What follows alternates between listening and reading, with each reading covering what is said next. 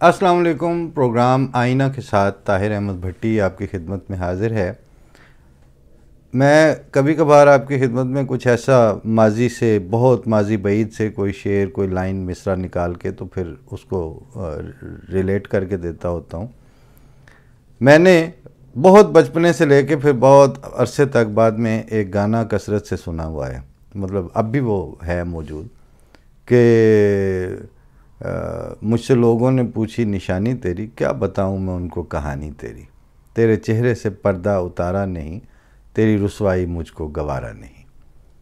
اب یہ اس کو آپ اس کی جو پیور رومانٹک ڈومین ہے وہاں سے اٹھا کے تو اپنے سوشل اور پولیٹیکل سیناریو میں رکھ کے تو پھر ذرا دیکھیں کہ یہ جتنے دن میں چپ رہا ہوں ان 2 3 4 ہفتوں میں کیا کیا کچھ گزر گیا، اور کیا کیا پوچھنے والے پوچھتے رہے اور ہمیں جانتے بوجھتے ہوئے بہت سی باتوں پہ چپ رہنا پڑا۔ کیا بتائیں ان کو؟ مطلب یہیں پہ ایک صاحب ہیں، وہ بیسیکلی افغانستان اوریجن کے ہیں، قندھار کے، اور پرانے سیٹلڈ ہیں یہاں فرینکفرٹ میں۔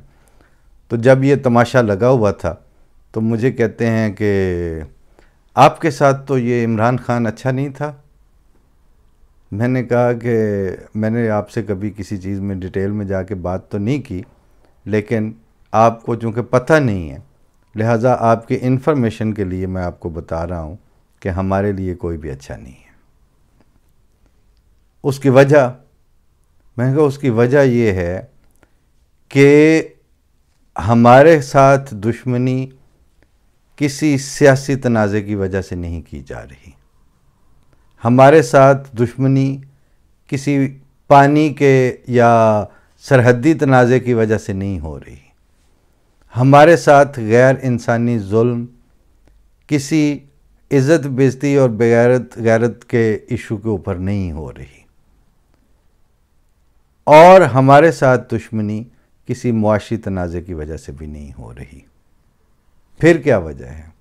ہمارے ساتھ دشمنی صرف اس وجہ سے ہو رہی ہے کہ ربنا اننا سمعنا منادی ینادی للایمان ان آمنوا بربکم فآمنا، کہ اے ہمارے رب، ہم نے آواز سنی تھی ایک بلانے والے کی جو یہ پکار رہا تھا، یہ منادی کر رہا تھا کہ کیا تم اپنے رب پر ایمان لاؤ گے؟ تو ہم ایمان لے آئے۔ یہ جو ہے نا فآمنا کی بنیاد پر ہم سے دشمنی ہو رہی ہے۔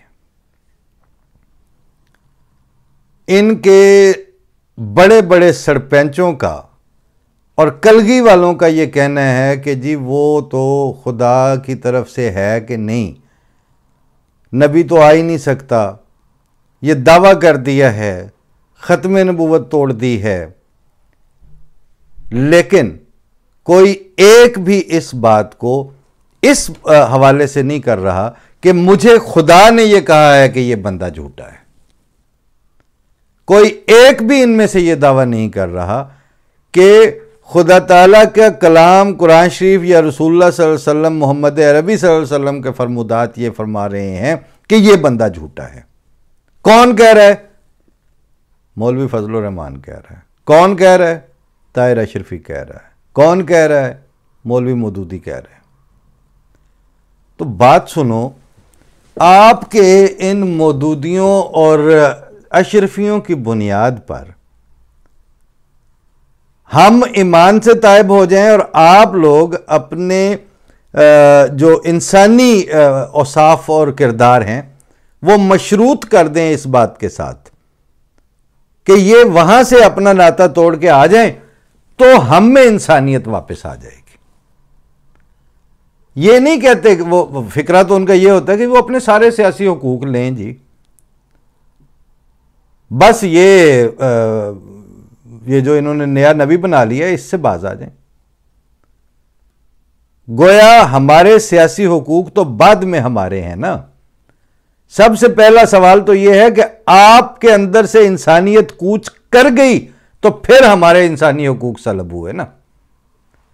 آپ عام انسانی شرافت کے معیار سے کہیں کنویں میں جا کے نیچے گرے ہیں تو تب جا کے ہمارے سیاسی حقوق سلب ہوتے ہیں، ورنہ ان ملکوں میں یا دنیا کے باقی خطوں میں پاکستان کے علاوہ کیا ان لوگوں نے سیاسی اور انسانی حقوق کو کسی کی نبوت کو ماننے یا نہ ماننے سے مشروط کیا ہوا ہے؟ اور نہیں کیا تو آپ سے سوال ہے کہ کیوں نہیں کیا ہوا؟ اور کیا آپ سے بہتر سوشل اور پولیٹیکل سسٹمز بغیر اس پخ کے لگائے کہ وہ کیسے چلا رہے ہیں؟ اور نہ صرف وہ چلا رہے ہیں بلکہ آپ کے سکالرز جس وقت مثالیں دیتے ہیں وہ پھر بیٹھ کے کہتے ہیں جی امریکن ڈیموکریسی میں تو ایسا نہیں ہوتا، ویسٹرن ڈیموکریسی کے تو بس سوال یہ ہے کہ آپ کو ان امریکن اور ویسٹرن ڈیموکریسیز کی بات کرنے کی جرات کیسے ہوتی ہے؟ کیونکہ آپ نے اپنی جس چیز کو آپ ڈیموکریسی کہتے ہیں اور ڈیموکریٹک ویلیوز جو ہیں ان کو تو آپ نے مشروط کر دیا ہوا ہے کسی کے نبی ہونے یا نہ ہونے کے ساتھ۔ آپ پہلے کبھی اپنے گریبان میں منہ ڈال کے تھوڑی دیر کے لیے بیٹھ کے یہ سوچیں کہ آپ کر کیا رہے ہیں؟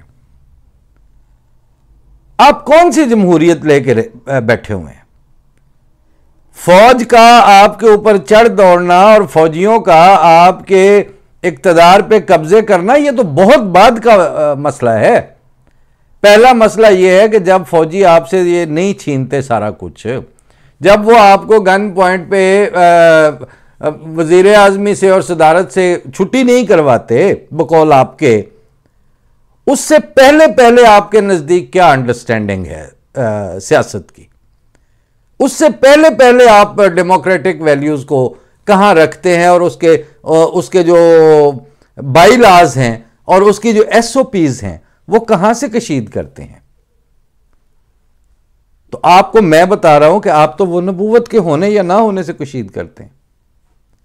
آپ نے ایک پورے طبقے کا 60 سال سے بیسک ووٹنگ رائٹ کا انکار کیا ہوا ہے، کس وجہ سے؟ کہ یہ فلاں کو نبی مانتے ہیں۔ تو آپ یہ بتائیں کہ جس پارلیمنٹری ڈیموکریسی کی آپ بات کرتے ہیں اس میں یہ گنجائش اور یہ شک کس ملک میں اور دنیا کے کس خطے میں رائج ہے کہ اگر کوئی طبقہ جو ہے وہ کسی کو نبی مان بیٹھے تو اس کو ووٹ کا حق نہیں ہوگا؟ اگر کوئی آدمی کسی کو خدا کی طرف سے بھیجا ہوا سمجھ کے اس کو قبول کر لے تو اس کو بیسک ہیومن رائٹس نہیں ہوں گے۔ اس وجہ سے آپ لوگوں کی جو کہانی ہے وہ اتنی گھٹیا لیول پر اتری ہوئی ہے کہ اس کے اوپر گفتگو کرنے سے آپ کی رسوائی ہوتی ہے، اور وہ جب ہم بات کرتے ہیں تو ہمارا مقصد آپ کو رسوا کرنا نہیں بلکہ آپ کو ایکسپوز کرنا ہے کہ آپ کھڑے ہوئے کہاں پہ ہیں اور کس پیڈسٹل پہ کھڑے ہو کے آپ ہم سے کیا مطالبہ کر رہے ہیں۔ نہ آپ کا پیڈسٹل پچھلے 70 سالوں میں ٹھیک تھا اور نہ ہی آپ کا مطالبہ ٹھیک تھا۔ مطالبہ آپ کا ہم نے نہیں مانا اور پیڈسٹل آپ کا آپ کے پیروں کے نیچے خدا تعالیٰ نے رہنے نہیں دیا۔ تو پھر آج ہم وہیں کھڑے ہیں اور آپ وہاں نہیں کھڑے ہیں، یہ ہے فرق۔ آپ نے جس وقت یہ طائب ہونے والی پریس کانفرنسز چلتی رہی ہیں آخری پچھلے ہفتے میں، تو اس وقت بڑے عجیب چیزیں سننے کو اور پڑھنے کو ملی ہیں۔ کسی نے کہا جی وہ میں دل کا مریض تھا، میں بوڑھا بندہ تھا۔ شکور بھائی چشمے والا 70 سال سے اوپر تھا جس وقت آپ نے صرف کتابیں رکھنے کے جرم میں اس کو بک کر لیا تھا، اور عدلیہ کے جو لوئر کورٹس تھیں وہ اتنی تیز تھیں اور اتنی ایکٹیو تھیں کہ ود ان نو ٹائم اس کو حوالات سے جوڈیشل سے کنورٹ کر کے سزا سنا کے اس کو قیدیوں کی وردی پہنا دی گئی تھی، اسی بوڑھے آدمی کو۔ اور آپشن سب کو دیے جاتے ہیں، احمدیوں کو بھی دیے جاتے ہیں۔ لیکن شکور بھائی کے منہ سے آپ نے سنا کہ لے آؤ پریس کانفرنس میں کر دینا. پھر وہ جی فلاں کے بچے بیمار تھے، فلاں کے چھوٹے چھوٹے بچے تھے. جس وقت طاہر مہدی کو آپ نے جیل میں رکھا ہے تو اس کا سگا بھائی ایک نہیں 2 وفات پا گئے. آپ نے منہ نہیں دیکھنے دیا. یہ تک نہیں کہ کوئی شخصی ضمانت یا کسی مچلکے کے اوپر وہ اپنے دونوں بھائیوں میں سے کسی کا منہ ہی دیکھ لے، جنازے میں ہی شامل ہو جائے. طاہر مہدی سے تو آپ نے پھر نہیں سنا نا کہ لے آؤ میں پریس کانفرنس کر دینا اور پیچھے چلتے جائیں. یہ تو بہت بعد کی بات ہے، لیکن گجرانوالے میں ایک بیٹے کو باپ کے سامنے اس کا سارے اینٹوں سے کچل دیا تھا آپ لوگوں نے کہ توبہ کرے. اس نے نہیں کی تھی. آپ نے دیکھ لیا جو آپ ہمیں حقوق دینے چلے تھے، آپ کے جو ہم سے توبہ کروانے چلے تھے. توبہ ایسے ہوتی ہے جیسے آپ نے ایک دن میں، مطلب ویسے تو میں میمز اپنے پروگرام میں کوٹ نہیں کرتا، لیکن ایک میم یہ بھی بنی تھی سوشل میڈیا پر کہ رکشے والے اڈیالہ جیل کے باہر کھڑے آوازیں لگا رہے ہیں کہ پریس کلب آ جاؤ جی پریس کلب، کہ جس نے جیل سے نکلنا ہے اس نے جا کے پریس کانفرنس کرنی ہے.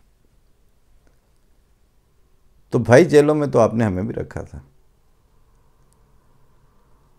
لیکن فرق وہی ہے کہ تم نے جانا عشق کو کچھ اور، میں نے اور کچھ.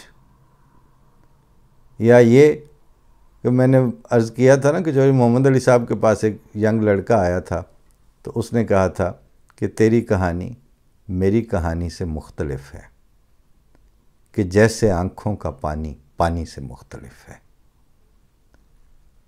ہم اس آنکھوں کے پانی پہ بلیو کرتے ہیں جو بہرحال پانی سے مختلف ہوتا ہے، اور وہ آنکھوں کا پانی جس کے بارے میں ہمارے چوتھے خلیفہ حضرت مرزا طاہر احمد صاحب نے ایک خطبے میں فرمایا تھا کہ سجدہ گاہوں کو اپنے آنسوؤں سے تر کریں. تو وہ جو سجدہ گاہوں کو آنسوؤں سے تر کرنے والے ہیں، ان کو تو کبھی کسی ابتلا میں پریس کانفرنس کی ضرورت نہیں پڑی. لیکن یہ جو مدینہ بنانے چلے تھے اور تبدیلی آئی تھی اور نیا پاکستان بنانے لگے تھے، وہ نیا پاکستان کسی نئے پن کے ساتھ نہیں بنا رہے تھے.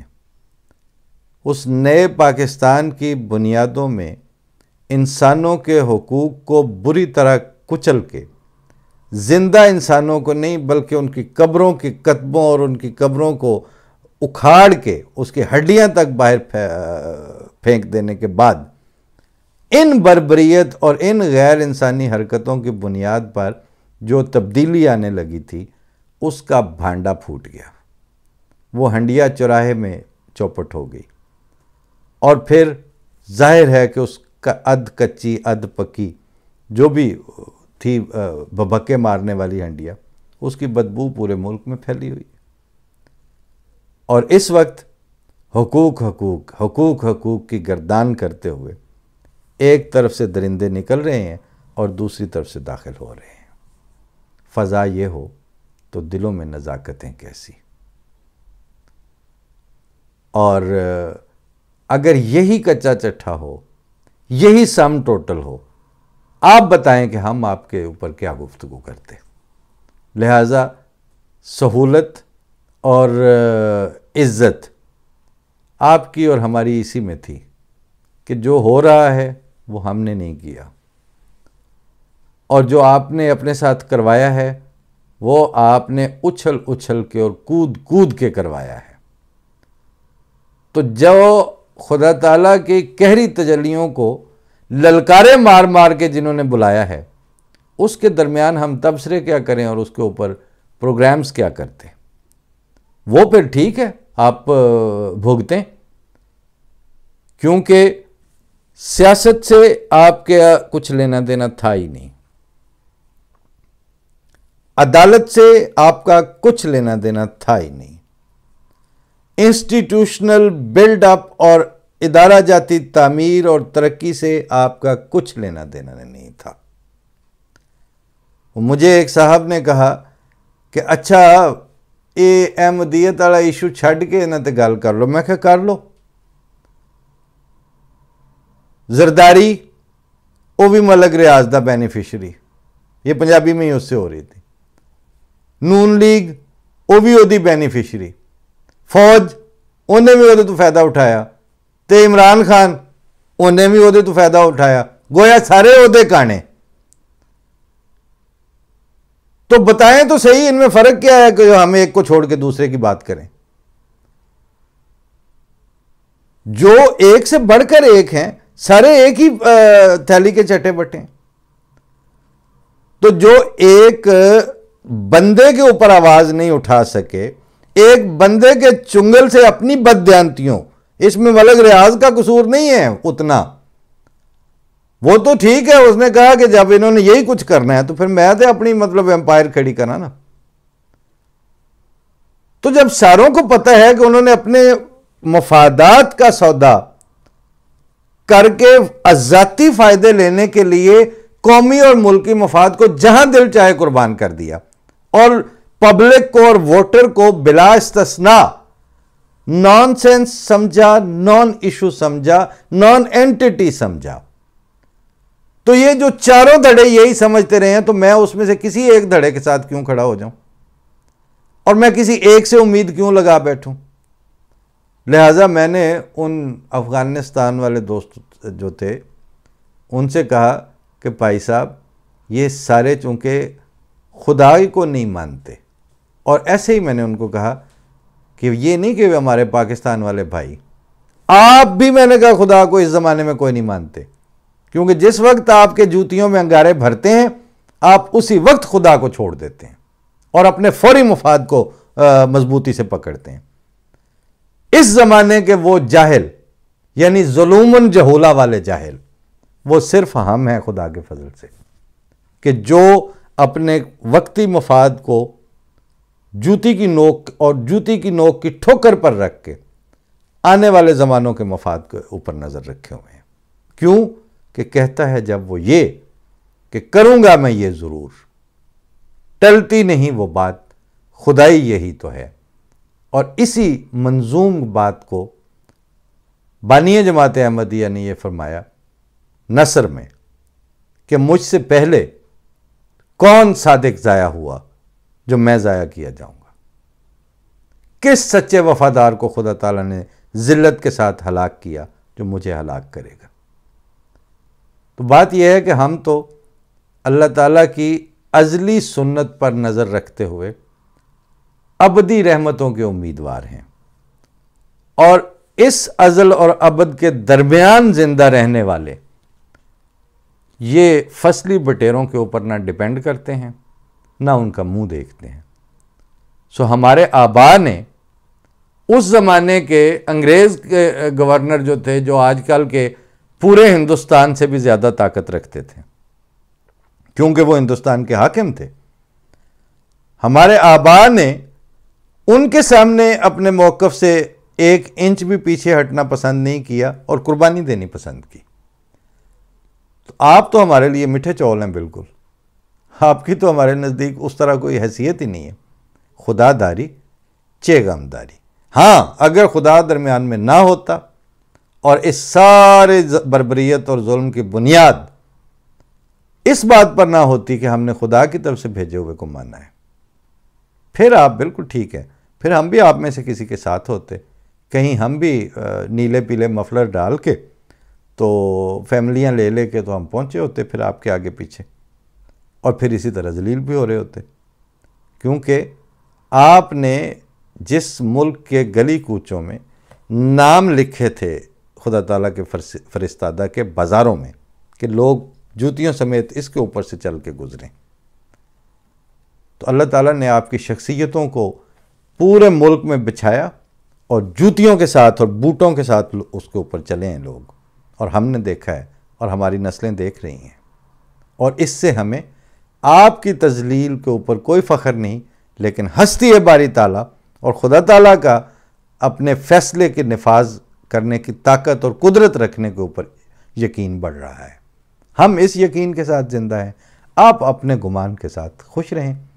ہمارا آپ کا ویسے ہی کوئی جوڑ بن نہیں پا رہا، تو جب یہ دو پٹڑیوں کی طرح ہی چلنا ہے جنہوں نے آپس میں کراس ہی نہیں ہونا، تو پھر بحث کون سی، اور آپ کے اوپر تبصرے اور آپ کے اوپر دانشوریاں بھگارنے کا فائدہ کیا؟ آپ بھگارتے رہیے، اور یہ طے ہے کہ نہ تو آپ وہ ڈیموکریسی اسٹیبلش کر سکے ہیں، نہ وہ ادارے اسٹیبلش کر سکے ہیں، اور نہ وہ پولیٹیکل سسٹم قائم کر سکتے ہیں جو اکنامک گروتھ اور ہیومن ڈیولپمنٹ کے پرانگز کو ساتھ لے کے دنیا کو دکھائی دیتا کہ یہ ملک ہے اور یہ لوگ ہیں اور یہ ان کی شناخت ہے۔